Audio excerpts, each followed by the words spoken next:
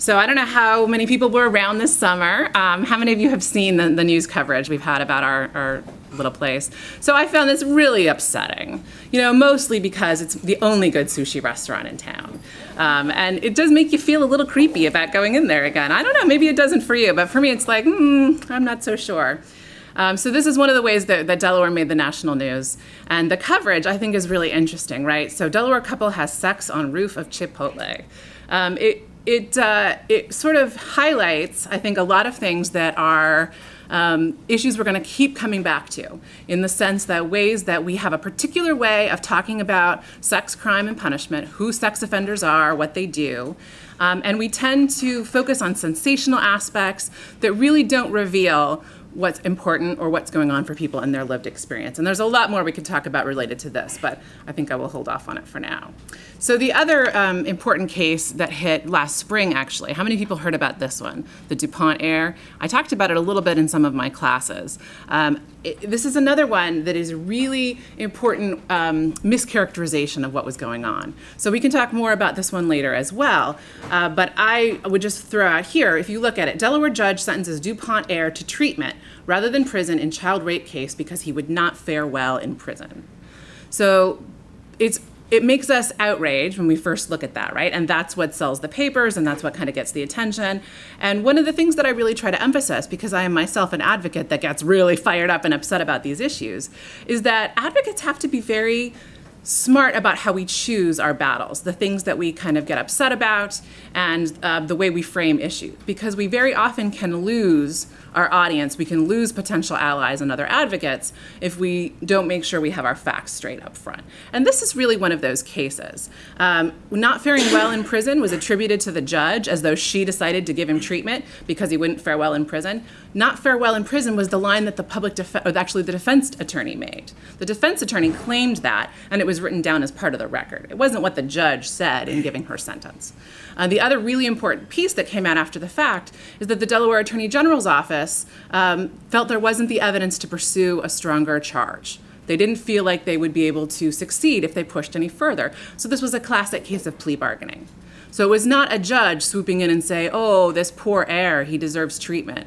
It was a problem of the evidence and a problem of the tendency towards plea bargaining, which itself is worth getting upset about, but it doesn't really lend itself to a snazzy news title. So again, these are some of the kinds of issues that we need to pay attention to, kind of getting below what we see in the media.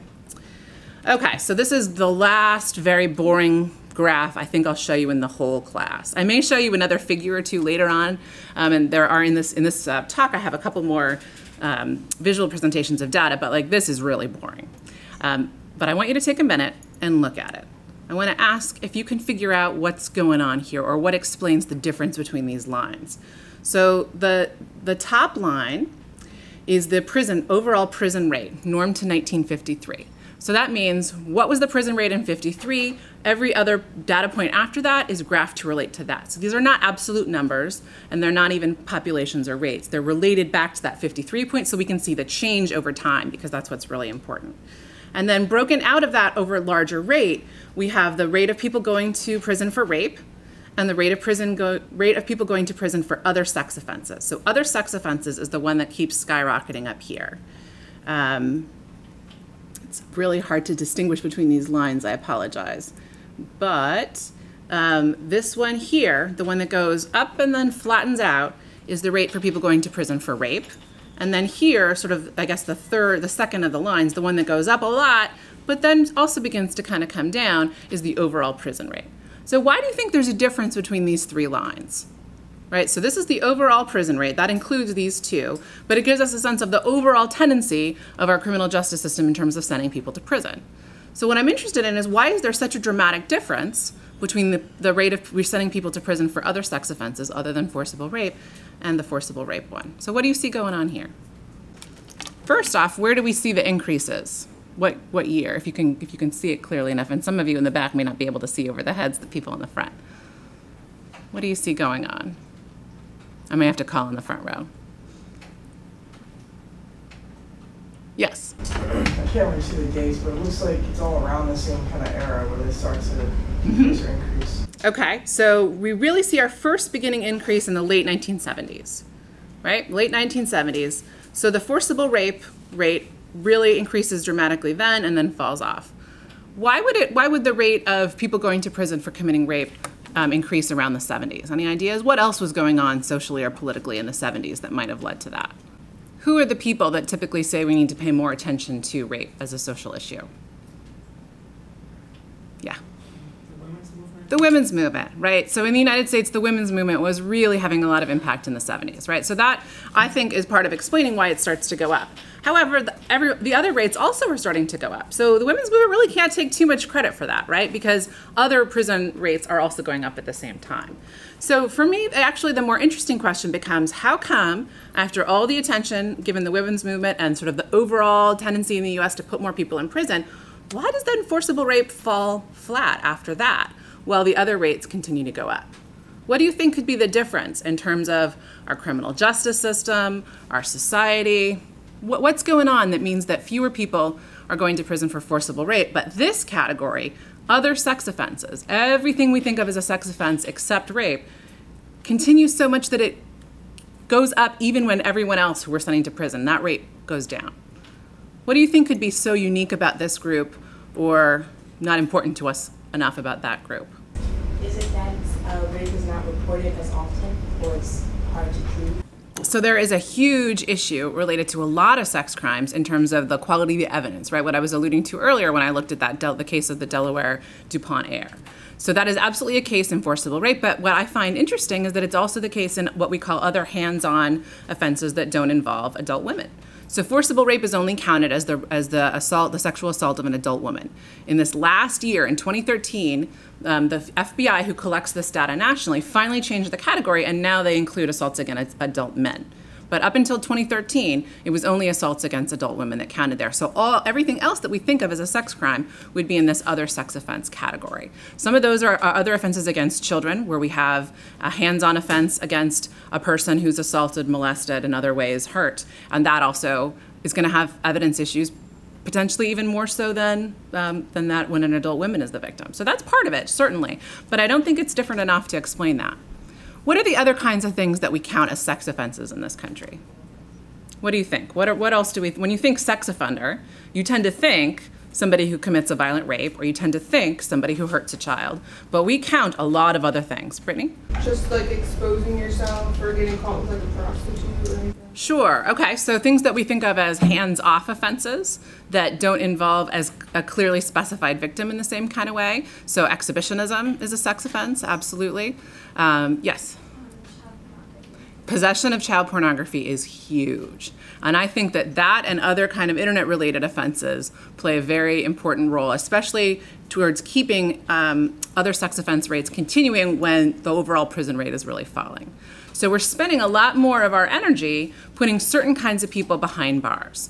And this is one of the things we're really going to focus on a great deal, because it reveals some important oversights and some problems in how effective we are as a country and as a criminal justice system in addressing the problems that we should all care about.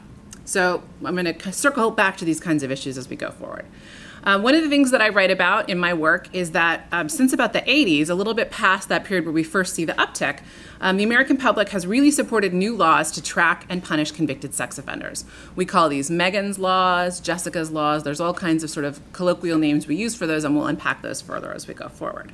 So while more and more people have been incarcerated for sex offenses, rape has remained static. And so one thing we haven't really talked about yet is whose agenda benefits from that focus, and what do we lose?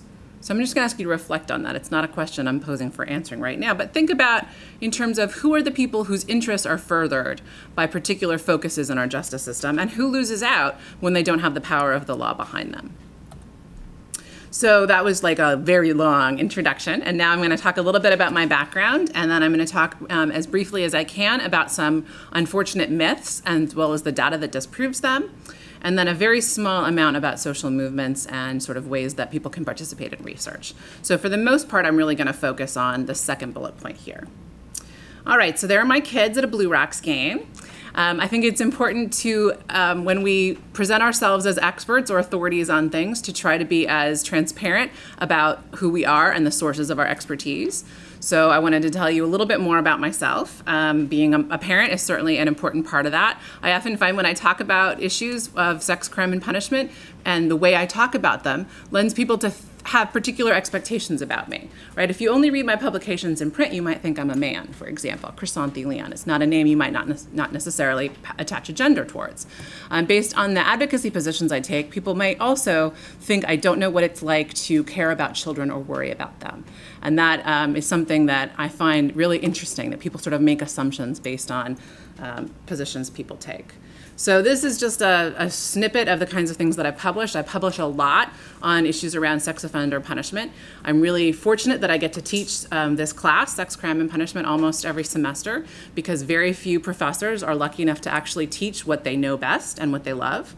So that's something you should realize, unfortunately, as students, that oftentimes you're taking classes from people who have been told they have to do it and given the book they need to use for it.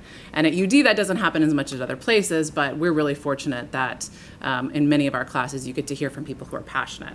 So I published a book, and you can certainly purchase that. It came out in 2011. I'm sure there are used copies available. You do not need to purchase it, and it doesn't benefit me at all if you purchase it, right? I don't, as an academic writer, I don't get any benefit from the publication. I got a very small amount of money to cover the cost of hiring an assistant when I wrote it, but I don't get royalties, right? So I'm not encouraging you to buy the book because it will benefit me. However, if you do want to kind of get a sense of the background and the context, as well as some of the larger arguments that we make over the course of this class, it's helpful background information. So I recommend it as an optional, but I certainly don't require it, and I'm not going to assign anything in class I don't provide on the website.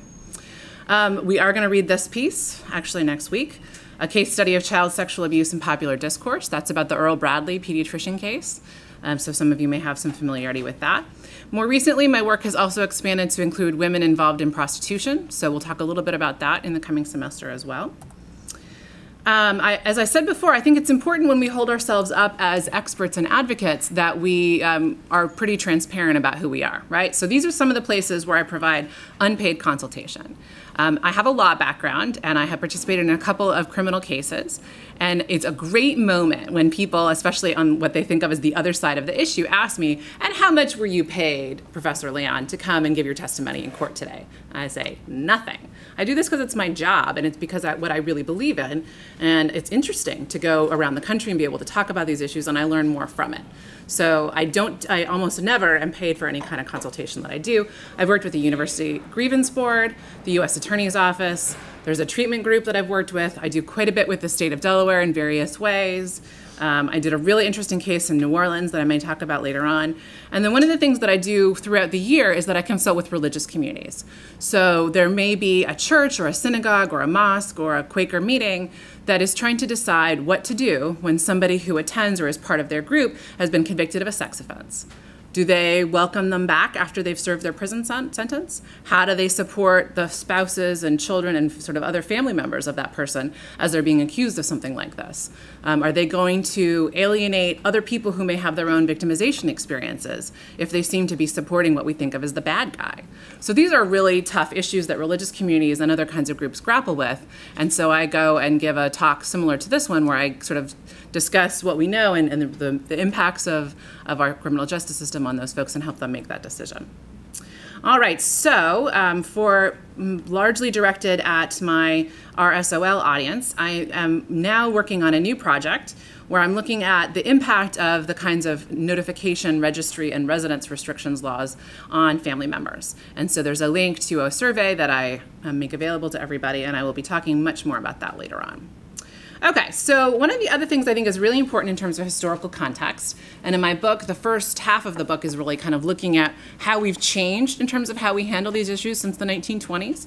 One of the things that I think is really important to keep in mind as we are thinking about what we want to do going forward is where we've come from, right?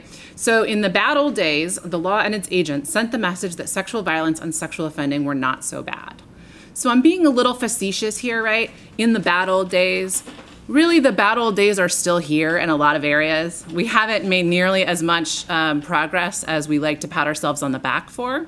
This is also a recurring kind of theme, right? We get really excited about cracking down on the deviants we can find and about passing new laws, and we don't pay attention to how those laws work in practice. Again, whose agenda benefits, who gets left out, all those kinds of issues. However, it is the case that we have made improvements, right? If you are someone who experiences a sexual assault and you go to a police department, you have a much better chance of being handled in a way that recognizes you as a human being with feelings and choices. Not necessarily. That often still doesn't happen. It doesn't happen at UD all the time. It doesn't happen in Delaware all the time. There's still major gaps in how we address those things. But things have increased in terms of sensitivity, and lots of policies and practices are better. But in the bad old days, if we're kind of really stereotyping and kind of taking a broad brush, what I found over the course of my research is we had 3 ways really of kind of categorizing who sex offenders were and what they were about. And I've tried to do this little graph that characterizes it. Forgive me, they're supposed to be circles, but somehow when I translated this from my PC to my iPad and then back to my PC, like some of the things got a little funny. So what I find is if you look, like, let's say about 1950, but I really found it characterized the earlier period as well, there are 3 competing ways of thinking about who the people are that commit sex crimes. The boogeyman, right? The really bad guy monster that still is probably the first thing you would think about if I say the word sex offender. And so I say here public, that was something that the public really believed and participated in kind of perpetuating. But then there is also this category of nuisance. And I found this among members of the public and how they talked about people who committed sex crimes, but really also among the people I call psy experts, so psychologists, all the other kinds of people that are involved in the assessment and treatment of sex offenders, as well as people in the criminal justice and correctional systems. And so when I say nuisance, I'm emphasizing here that there is this belief that it's not really all that bad. You know, we don't need to worry about it. She shouldn't have said anything. Let's just let it go. If you think about things that happen within family contexts, often I think that's still kind of characteristic. Like I've had students talk to me about their grandfather or their uncle, who everybody kind of knows at the family meal you want to keep an eye on him and make sure that the little cousins are not in the room with him on their own because he has been known to kind of fondle them when they sit on his lap. That is often handled within families and other kind of communities as a nuisance, not something that necessarily comes to the level of being addressed by the criminal law. And so that was definitely an important aspect of how people across these 3 areas responded. Then there's this other category, the reformable deviant. And this one, to our 2014 ears, just doesn't make any sense. Right? That just doesn't make sense as a way of thinking about someone who's committed a crime, let alone a sex crime. But it was a very dominant sort of discourse, a dominant way of talking about people who committed sex crimes around this time. And you found it among the public and psychiatric experts and the criminal justice system.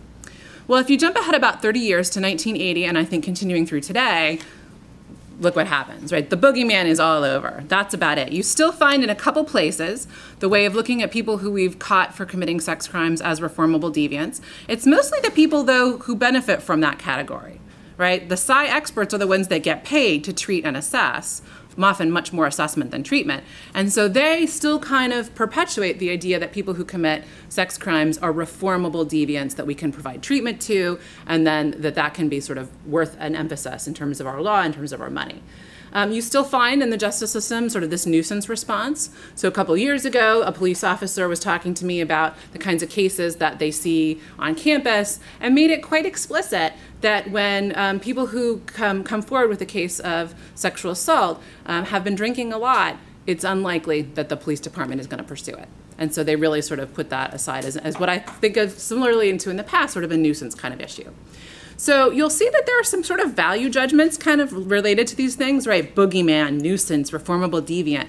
It's important to think about that as well, right? So what kind of messages are we saying when we characterize people as boogeymen, like actual people in our communities? What kind of messages are we sending when we talk about something as a nuisance? There may be a way in which criminal justice and other actors are making good uses of their discretion in choosing to pursue a case or not. But often advocates on the outside, or those of us who don't see what's going on, are going to view it as a case of somebody making a bad decision about a nuisance. So the DuPont Air case, again, comes across to those of us who are not in the know, oh, this is a judge or others just kind of brushing aside what may have been some pretty serious victimization and calling it a nuisance. So there's a lot of value judgments that are really important to track. Again, coming back to this question about who benefits. What's the benefit of having a boogeyman? Why has this way of thinking about sex crime taken over? And what have we lost, right? What have we lost or gained in looking at the problem of sexual violence this way? And again, this isn't a question I'm throwing out for you to talk about right now, but it's something I think it would be fruitful for you to think about. So this is an overview of the different kinds of myths and society impacts, institutional impacts, individual impacts. I'm not going to go through this in a belabored way right now, but this is sort of a preview. There are these 3 areas of myth and then all the different ways that they impact us that we're going to talk about. So the first one, if we pass some laws, we'll make up for ignoring sexual violence. And this is a really important thing to recognize in terms of what we've done in the past, but also what happens today.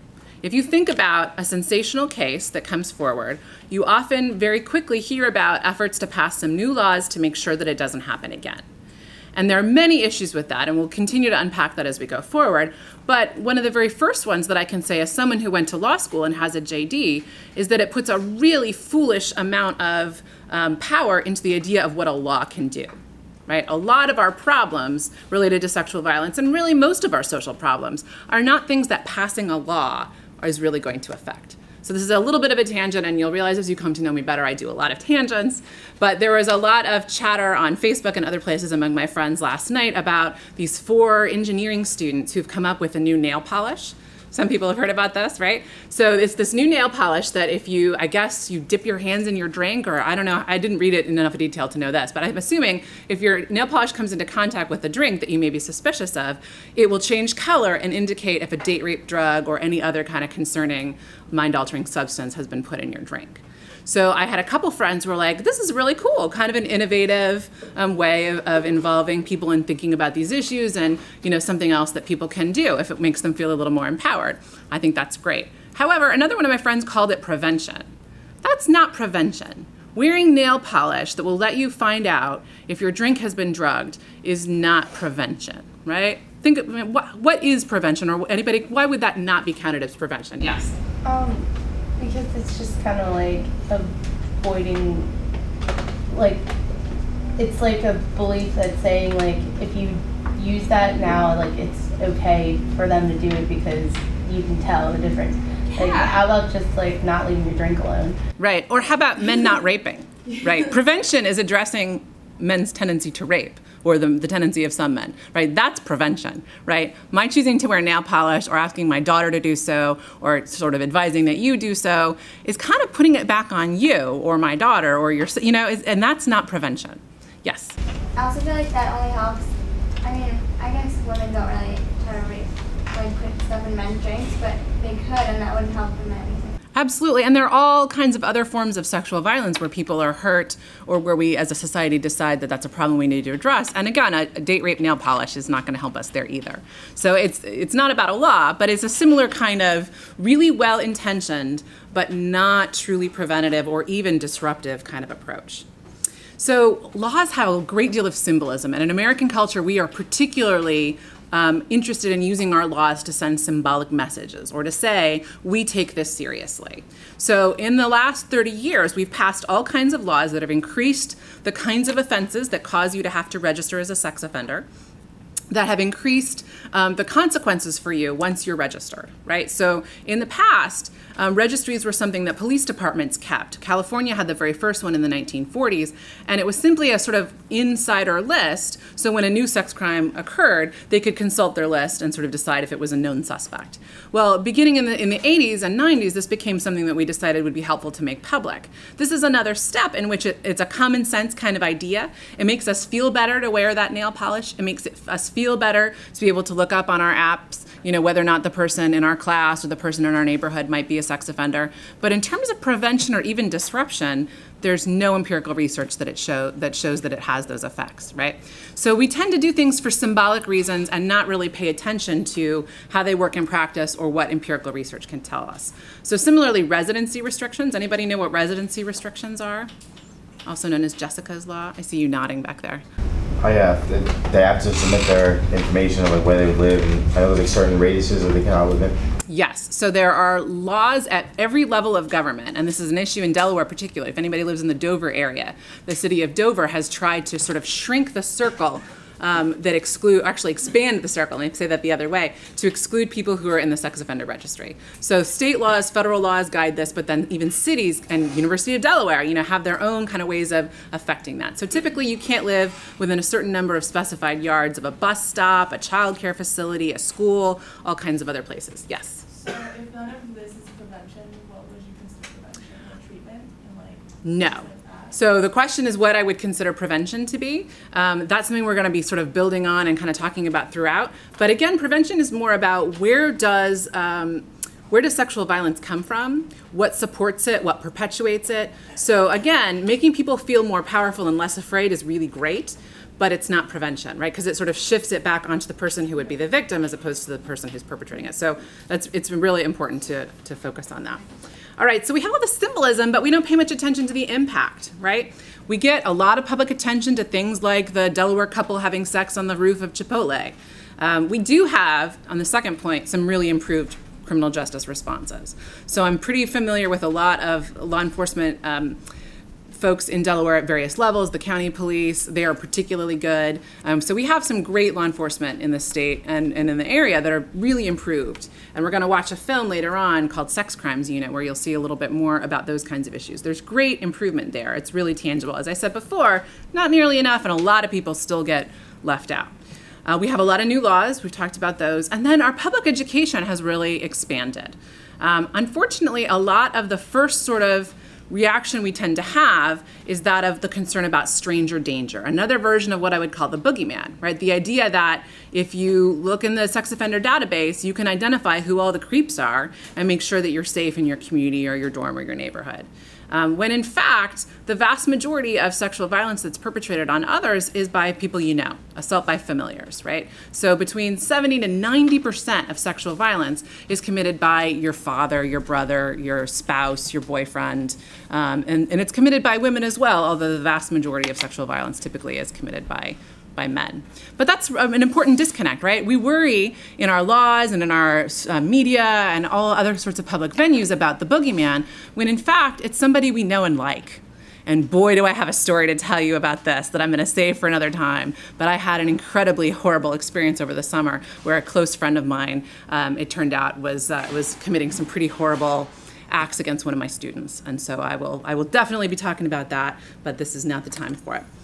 In terms of sort of symbolism versus impact, online predation is what everybody's middle-aged parents is worrying about. Really not something that has much impact on people, right? There are isolated cases where teenagers or other young people make some bad decisions to respond to people's overtures, and that can be really horrible. But in terms of the prevalence of these kinds of things, it's the sort of standard sexual violence that we've been dealing with for hundreds of years. This idea of online predation is sort of I would call it a distraction. Same thing with sexting, right? Not a distraction in the sense that you should be really careful not to put yourself in a position where laws can be used against you, right? But in terms of its actual harmful impact on people and whether our law should be paying attention to it, to me, it's really a distraction.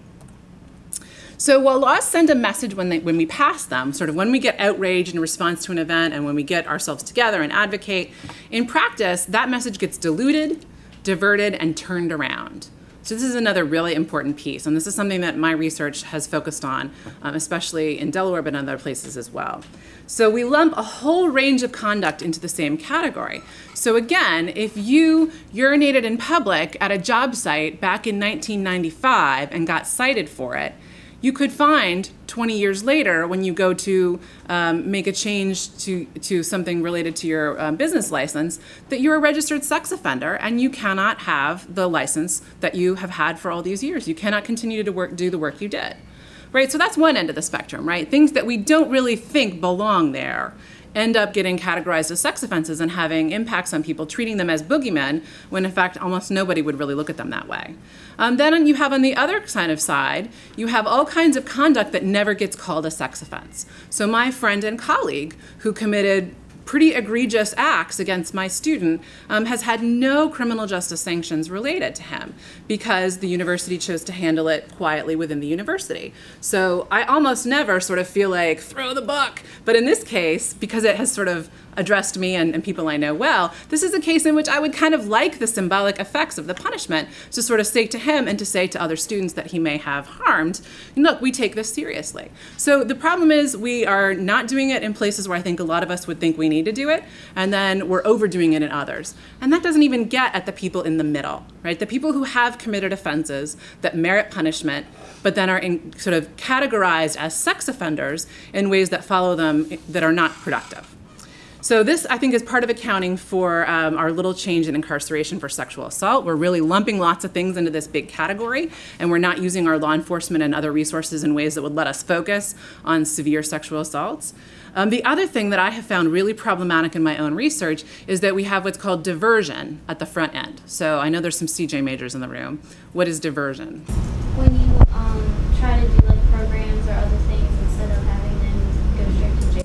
Yeah, so she said when you try to do programs or other things instead of having them go straight to jail.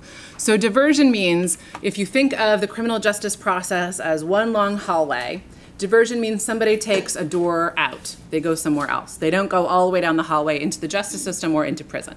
So diversion can take all kinds of forms. In my research in Delaware, I've found that kids who are caught having sex with other underage people, or who are in foster care, or who have some sort of reason that they're under more surveillance, maybe their boyfriend or girlfriend is not the gender that their parents think that person should be, right? 2 boys having sex, 2 girls having sex. Maybe they're not happy about the race or other ethnic characteristics of the partner. Right? In those kinds of situations, things can be prosecuted criminally, right? In terms of the juvenile justice system, we use a lot of language to make it seem like it's not criminal prosecution. We would say adjudicated delinquent. But if you as a kid are adjudicated delinquent on something that could be a sex charge, it's pretty clear that if your attorney is sort of smart enough to ask to have it charged as a non-sex offense, then you're out of the registry. And you sort of don't have to deal with all the other kinds of things related to that. Again, going back to my colleague, if you have a good enough attorney and you have a sort of opposing side that wants to keep things quiet, you don't end up getting charged as a sex offender.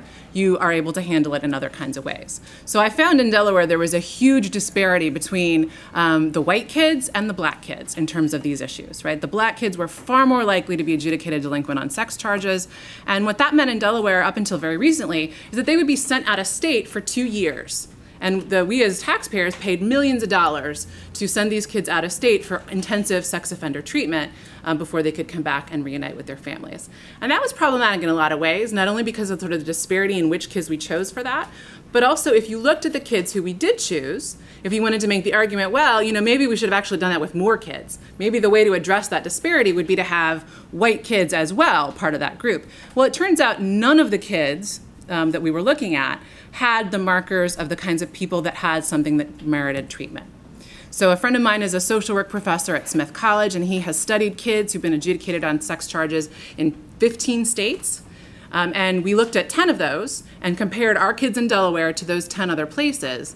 And our kids ranked at the bottom on every possible measure for the indicators of needing some kind of intensive treatment. So it turned out as taxpayers, we actually didn't need to spend that money anyway. Not only were we deciding who went unfairly in terms of who got singled out, but really nobody. I think there are maybe 2 kids now who are currently sent out of state compared to about the 70 or so when I looked at this a couple of years ago. So that kind of diversion at the one end, but also really significant consequences on the other end is handled without accountability and without a sense of making sure that things work the way we expect them to. All right, so another really important piece that people are dumbfounded about when I mention it is that we see no impact of our sex offender laws. So having to register, having to have the public be notified, having residency restrictions. These policies have been in effect long enough that we can study them in a variety of different ways. And so far, we have found no impact. So that's an important thing to kind of let sit for a while, right? We put a lot of symbolic effort into these. We think we've really solved problems by tightening, you know, the hold on people we've already detected as sex offenders, by expanding the circle of where people cannot live. But to date, there's been no impact of that. And there are lots of reasons why there's no impact, and we'll talk about that further on. Part of it is that few convicted offenders reoffend in the places we're worried about, schools, daycares, or parks. Again, this partly goes back to the boogeyman idea, right? We're worried about boogeymen who might prey on our children unknown, unseen in schools, daycares, or if they go into the bathroom at a restaurant by themselves, right? Lots of parents don't let their children go to the bathroom by themselves because of this fear that a sex offender will molest them there.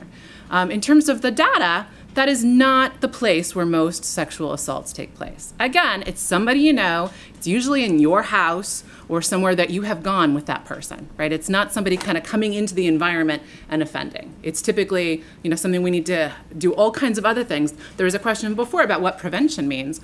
While it's not prevention in the sense that it's sort of more like the nail polish, one of the things that's really important is giving children, especially, a sense of power and control and the ability to say no to adults. That's crucial. That's the kind of stuff we should be spending a lot more time worrying about, as opposed to changing our laws and kind of tinkering with where people can live.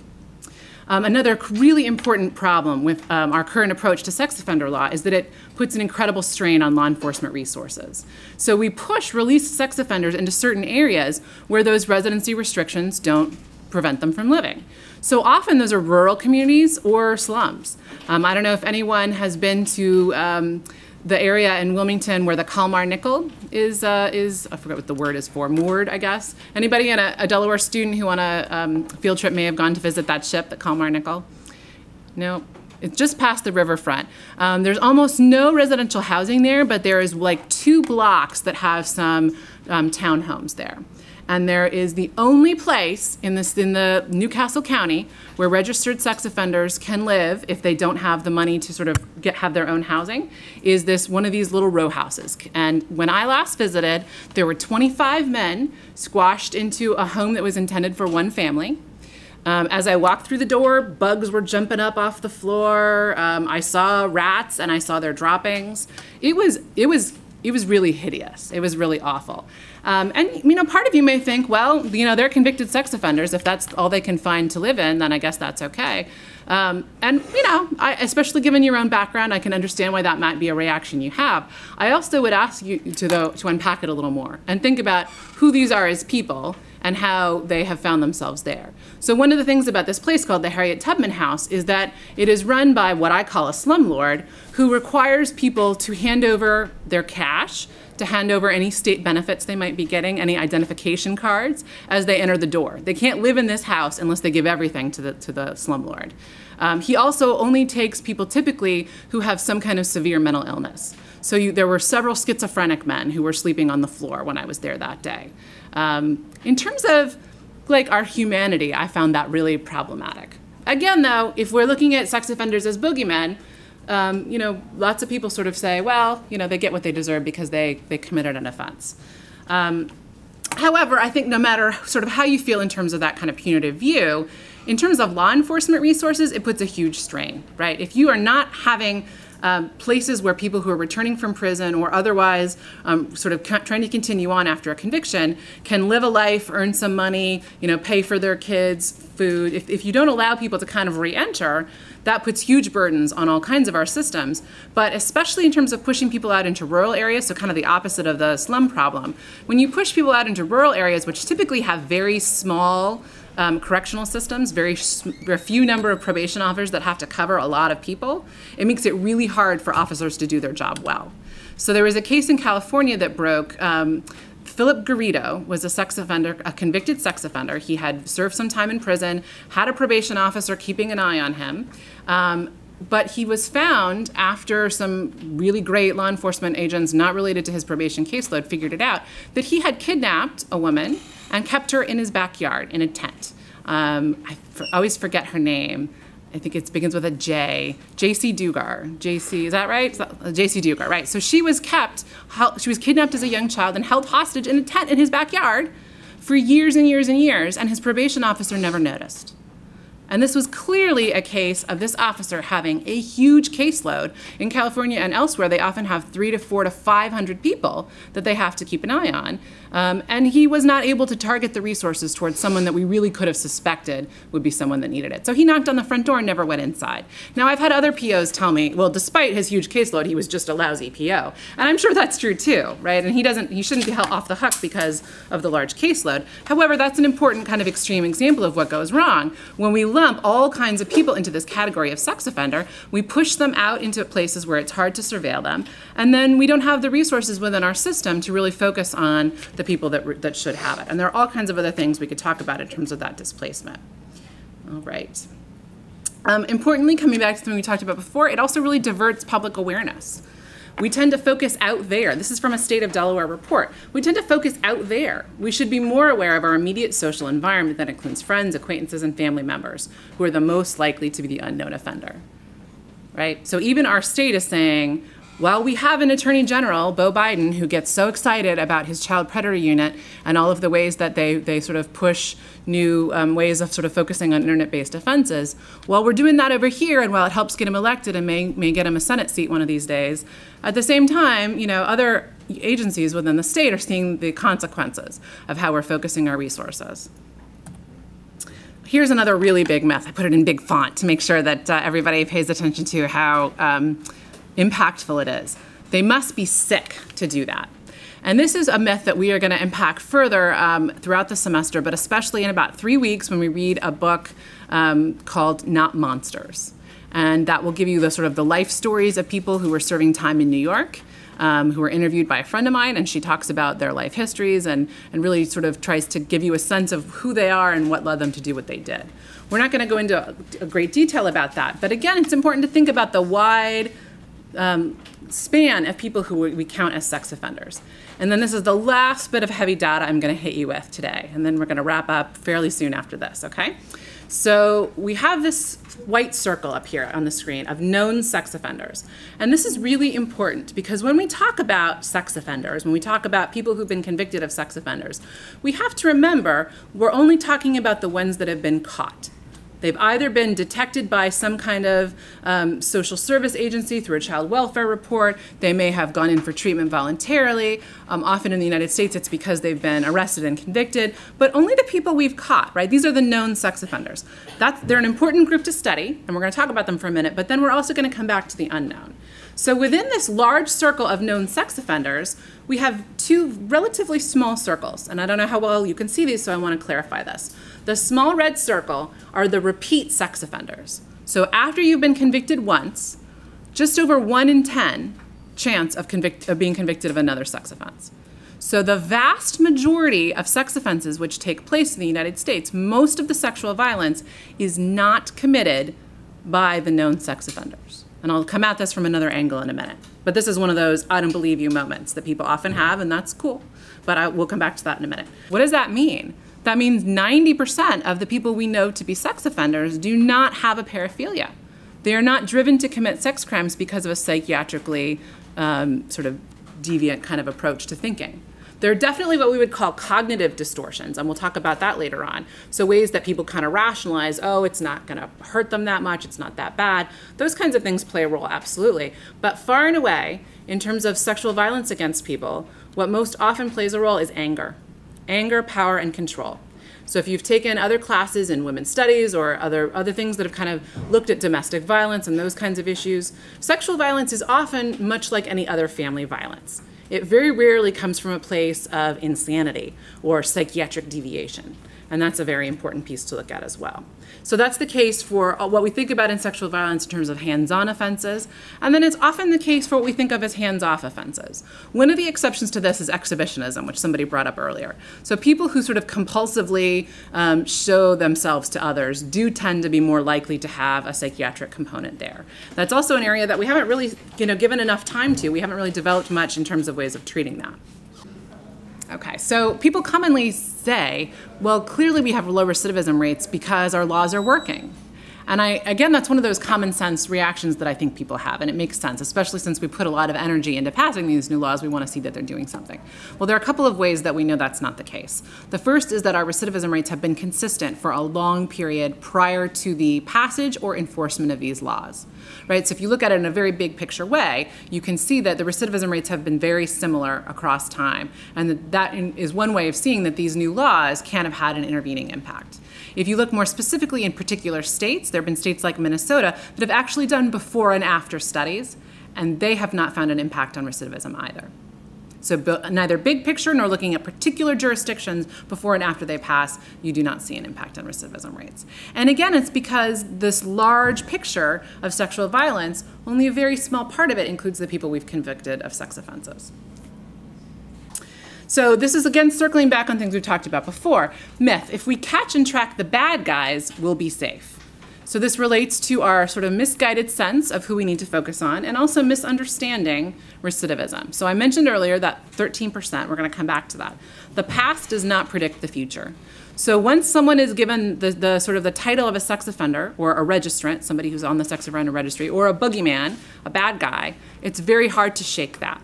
And that's because of all of the laws we have in place, but it also has to do with our beliefs about people, our misunderstanding that they may be psychiatrically deviated, all those kinds of issues. It also comes from this belief that we believe people who commit sex crimes are going to compulsively reoffend. And in fact, that is not true. The only group of people that has a lower rate of reoffense, or recidivism as we call it, anybody know? Anyone have a guess? Who's the group out of all the kinds of people that might commit crimes that has the lowest risk of reoffense? What kind of offending? What kind of crime? Anybody have a guess?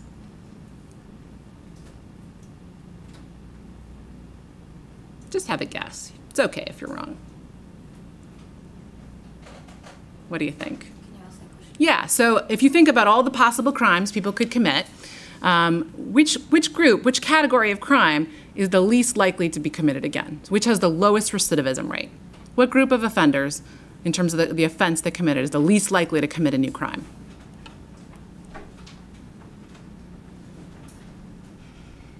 We're going to sit here a while, so just give me something. What do you think? Burglary, robbery, assault, yes? Something like homicides? Homicide, yes, bingo, right? So people who commit murder are the least likely to commit a new crime in the future. And that includes people who are not, sentenced for it. Partly, there's a fraction of people who commit murder who are actually caught and go to prison, and then often they either go to prison for life or they're on death row. And so obviously they're not committing new crimes, right? But even for those murderers who are undetected, very unlikely to commit a new murder. Sex offenders are the next group up on that list, right? Robbers are around 70% in terms of their likelihood of committing a new offense. But people who commit sex offenses are very low at the bottom. So let's talk about that a little bit more. We have lots of sources of data for that. One of the ones that I think is the easiest to kind of get our minds around comes from a study of people who left state prison in 1992. So the advantage of this is that it was a huge cohort. A lot of the research that we do, I don't know how many of you have taken our research methods class lately, but a lot of you may sort of be familiar with these terms, but I'm going to repeat them and explain them anyway. So if you take a very small group of people, for example, the people who have come into the Delaware criminal justice system, and you ask them about what they've done in their past, that's a retrospective study. That's when you're looking backwards and kind of drawing inferences about how frequently they offended and how likely they may be to offend in the future. That's a terrible way of actually measuring future recidivism. What's much better is to take a cohort, the entire group of people, and follow them going forward and actually see, do they commit more crimes or not? So we have a couple of these that have very large samples, and this Bureau of Justice Studies is one of those studies, right? They followed all of the prisoners released from state prison from 10 states in 1992. They didn't make any choices about who they were going to follow. They followed everybody. And they found that 3% had been sentenced. They were in prison at the time for a sex crime, right, of that group. This little red circle is actually supposed to be on that white circle. I can't move it, but it's supposed to be over there. Again, this is my transition from two different programs problem. But this little red slice here belongs in that white circle, and that refers to the people who commit a repeat sex offense. So you have the white circle, the folks of this large group who committed a sex offense in the first place, and then you have this teeny tiny red dot to indicate that people who, over the pretty lengthy follow-up period, were actually found committing a new sex offense. Instead, you have a reasonably larger blue circle over here. These are the people that, during the follow-up period, committed a new sex offense for the most part. There were, this tiny red dot were some of them, but most of it, 22% of state prisoners who were released in 1992 committed a new sex offense. So this suggests all of our laws, which focus on the people we've already convicted for a sex offense, this tiny red dot, are missing this relatively big blue circle instead. So almost all of the people who will commit a new sex offense this year in Delaware, across the country, are people we haven't caught yet.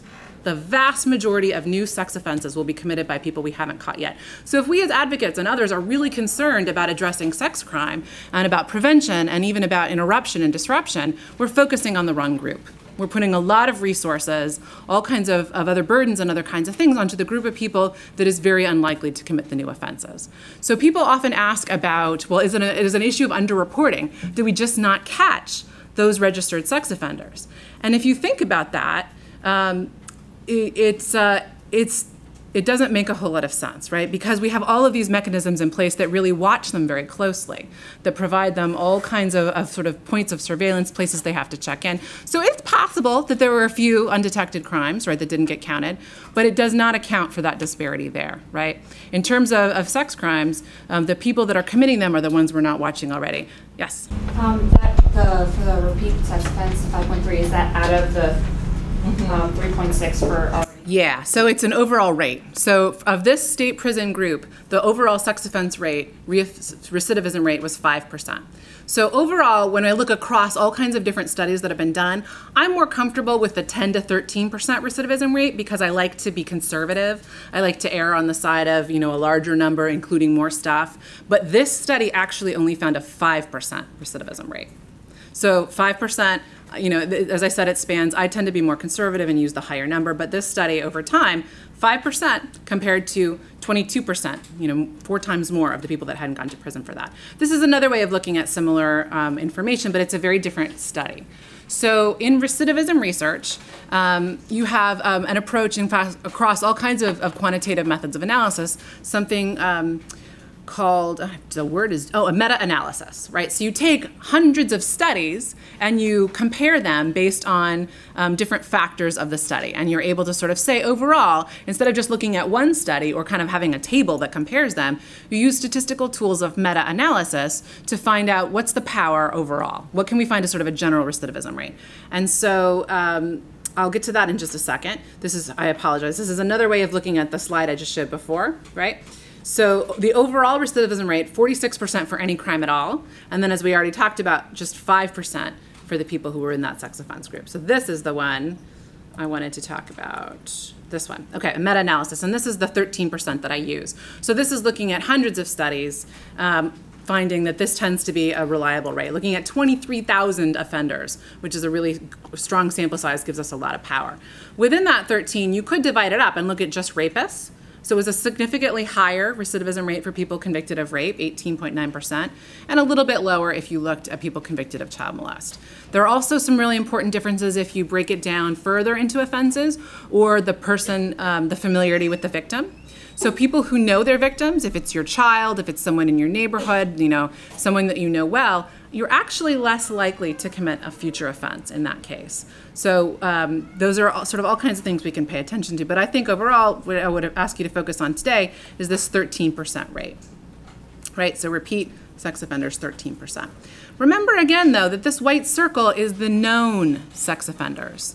So I had another fancy pants slide that didn't translate very well that takes this white circle and shrinks it down into one little dot. And then you have a huge black circle, what we call the dark field.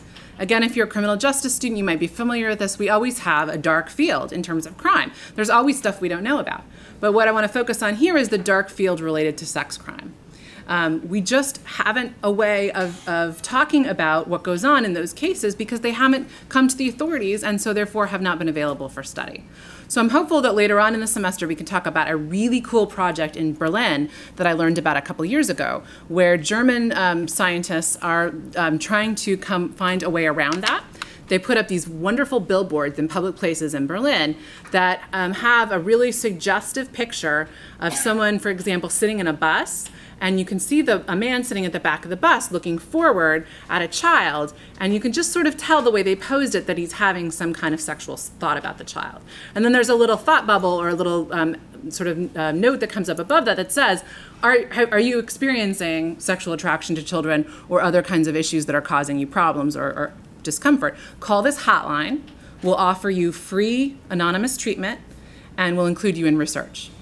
So that's a way of addressing the dark field. Right? You have people call a hotline and voluntarily share information about what they're dealing with, what they have thought about doing, what they may or may not have done. Can you imagine that flying in the United States? There is no way a jurisdiction in the United States would allow that kind of research to take place. Why not? Why do you think that wouldn't be the kind of, what do you see as potential concerns of having that happen? A hotline where you call and you anonymously share information. You can get put into treatment and maintain confidentiality if you choose to do that. What would be some objections to that? Yes? Because they're not getting caught. Yes, they're not getting caught, right? So again, we really rely on the law to send a lot of symbolic messages about what we value, and that's important. That's been important to the women's movement. It's been important to victims' movements and all other sorts of things. We also, certain parts of us want punishment, right? I would like to see my asshole colleague punished. That is a part of my reaction. However, we have to recognize that there are competing reactions, competing needs, and problems when you try to sort of cover too many of those bases at once. Right? So if what we really need to do is learn more about the people who are unknown that we haven't detected yet, then we have to let go of the punishment urge.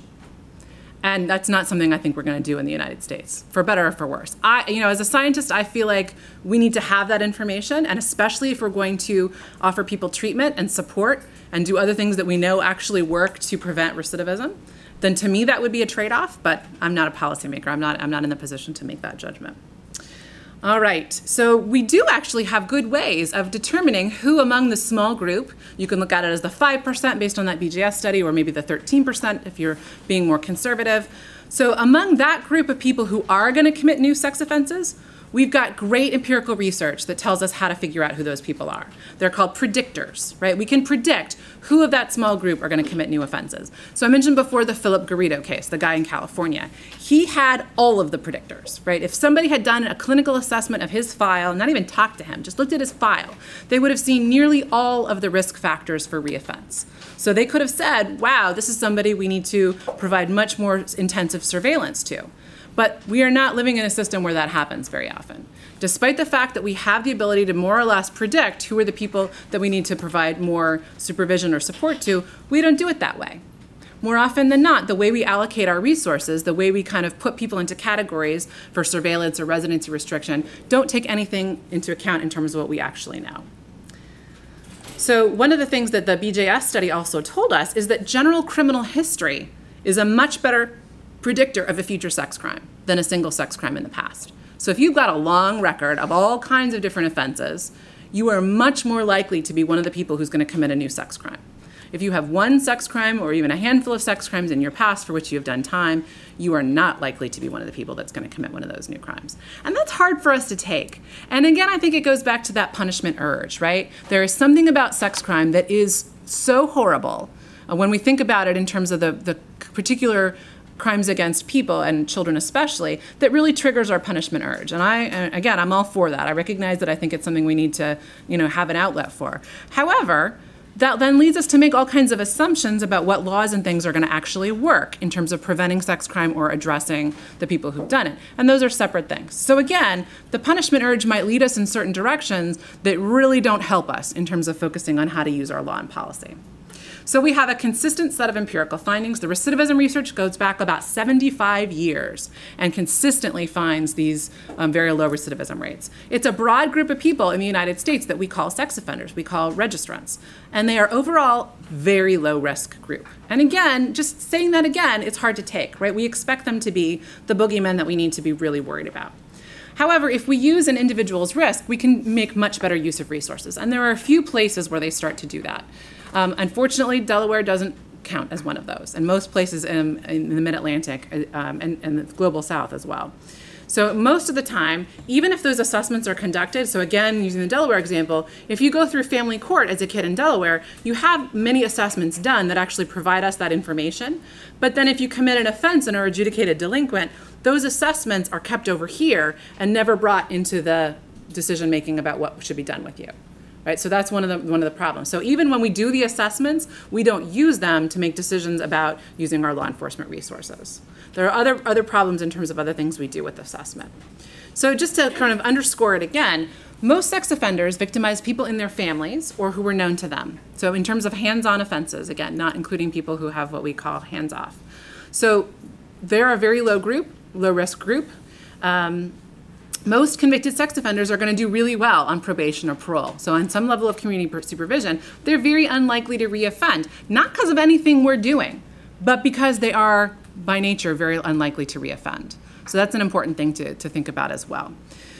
Especially if we offer adequate community supervision and support. So if you have sort of looked at what we do in terms of reentry, or sort of what we know for anyone in terms of leaving prison, we also have decades of empirical research there. And we know that if we expect people to do well in the community and not go back to prison and become taxpayers and support their families, they need housing, they need employment, and they need some kind of social support, whether it's from a loved one or, you know, however that plays out. So it's interesting if you pose what we know from reentry research about what people need against what we actually do with people convicted of sex crimes. The opposite. We undermine their ability to live where they want to live, where they lived before they were convicted. We often disrupt their relationships. That's something we'll talk about in the future, but there's a lot of pressure put on women in relationships with sex offenders to cut them off, to get out of the relationship, to let them go. And that may be the right decision for those women. But from the social perspective, we're actually undermining those people's ability to kind of continue on in the community and to choose to heal their family the way they want to. Employment is another issue. There are states like Delaware in which you have to list where you work in the registry. So if I am going to kind of Google the roofing company that I'm going to hire for my next roofing job, if they have people who have been registered sex offenders, that comes up in my search.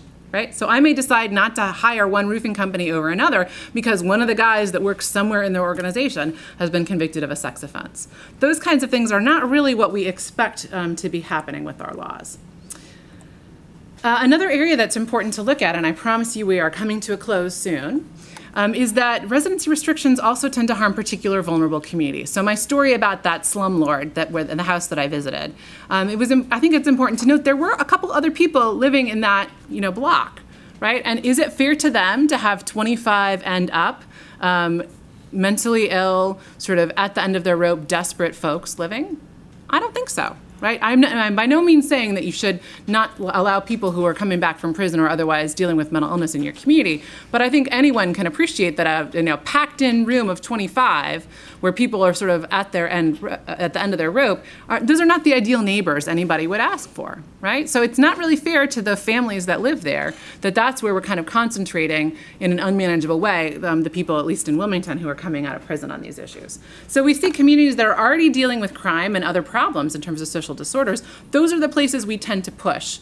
Sometimes they're able to find sort of rural communities where they get dispersed, but oftentimes if you're coming out of prison, and especially in the Northeast and the Mid-Atlantic, you're going to find yourself having few places to live except places that people with resources don't want to live. No community should bear the brunt of that. It should be spread out fairly evenly. That makes sense in terms of our communities and in terms of our resources. And no returning offender should be forced to live in an unsafe place, right? No matter how angry we may be, how much we may want to punish them, that's not how our law works, right? Punishment doesn't include having to live in a slum. So we need to pay attention to that as well. So this is coming back to it in terms of the myths, right? We have tough laws. We have a catch and trap the bad guys to be safe belief, and we have a they must be sick to do that belief. Some of the society impacts. Symbolism obscures the lack of real change. We let ourselves off the hook. We let our policymakers, our politicians, our Beau Bidens and others off the hook because we think they've done a lot to protect us and to protect our children, when really most of the sort of policy focus has been really misguided. The other important piece of it we haven't talked about too much yet is othering. The idea that if we say the sex offender is the other person, the person over there, that makes us feel much better. So my colleague was a charming, nice person, has kids the same age as my kids, somebody we socialized with, a really sweet person in many ways. And even though this is my area of expertise and I know intellectually that all kinds of people hurt other people, I still can't get it through my head, right? Because even I still do a little bit of that kind of othering at times. And I think, oh, it must be somebody who has some other sort of visible characteristic or tendency or, quick to anger. There must be something that I could have seen that would have allowed me to know this. And that's simply not the case. So our tendency to say it's somebody else who's different from us, who we can easily identify, is really wrong-headed. We have institutional impacts. We have what's called net widening. So that means if you think of like a fishing net and you sort of spread out a much wider net that catches a lot more fish, we catch a lot more people that we now call sex offenders. And we've talked about some of the impacts there, including diluting our resources. Another thing we haven't talked about is that we also, in most of our correctional systems, mandate treatment. I did mention this in terms of the kids in Delaware, right? So we've mandated treatment for a group of people who largely don't need it. They don't need it because they have low recidivism rates, even if we don't do anything at all with them. They don't need it because we haven't developed good treatment programs anyway. And even when we have developed good treatment programs, in most correctional systems, you have a bunch of people who've committed very different offenses, who have very different risk profiles, all in the same group therapy room. And that's no way to have effective treatment either. It's also a big strain, right? Paying for treatment that doesn't work and that may not be needed is a cost we as taxpayers shouldn't be bearing. In many cases, individual offenders end up bearing the cost of their treatment. So if you are especially on probation in Delaware, you often have to pay to attend group therapy. So you're paying between $25 and $100 a week to attend a treatment program that often doesn't meet any of the needs you may have. And that's money that you could be putting towards child support or other kinds of issues. In terms of individual impacts, sometimes victims want tough punishment, and more power to them, but it's complicated, as we've already alluded to and we're going to come back to quite a lot. Registered sex offenders, RSOs, are unfairly lumped together, and as I said, they get disabled in terms of reentry, contrary to all the things that we should be enabling to help it work out. And it keeps the rest of us from holding ourselves accountable. This is related to that othering piece too, right? So we can think, oh, as long as I'm doing the 3 things that I think I should be doing in terms of looking for sex offenders in my community, that's really all I have to do. And instead it's more like, let's have the tough conversations. There are many other prevention type things we're gonna look at. So one of my graduate students, Ashley Kilmer, she and I have put up a web-based survey, and we can send you the link to that. So you can fill out anonymously questions about your experience with your loved one on the registry in terms of housing and all those sorts of issues. But primarily what we're interested in is resilience. So what are the ways in which family members and other loved ones who are in relationships with registrants keep going, deal with the stigma that they have to deal with the emotional impact of all of the things that make our lives so difficult. So there has been a lot of research that has looked at in other areas how women particularly do a lot of the work of reentry. So they make it possible for people returning from prison to build a new life. And I don't think that we have paid nearly enough attention to the strength and the resilience of family members, women and men, of people on the registry in terms of the work that they do to make their lives and their communities continue to move forward. So if there are stories that you want to share related to that, I'd be really happy to hear them.